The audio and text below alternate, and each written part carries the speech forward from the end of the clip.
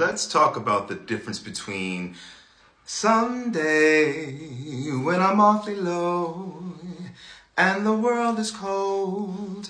I will feel a glow just thinking of you. And someday when I'm awfully low. Sounds weird, right?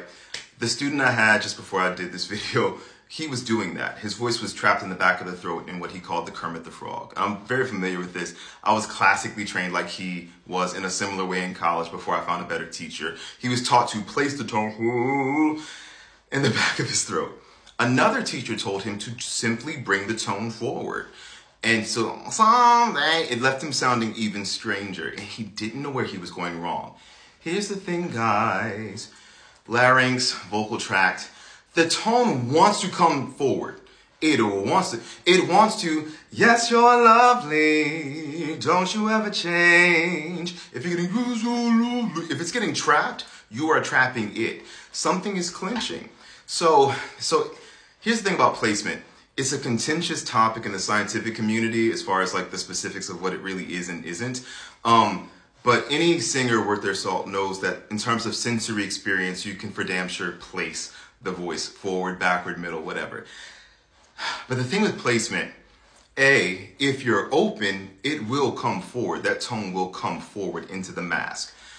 B, know this, you cannot inhabit space that does not exist. With my student, we did a whole bunch of yawning. When you yawn, it naturally opens and relaxes the pharyngeal space. It opens and relaxes the vocal tract. It even opens the sinus cavity. If you check out my Patreon for just $5, I go into far more detail on how to really like get all the juice out of a yawn, because there's so much magic in a yawn for singing. But we yawn for maybe like 15 minutes in a very skilled way.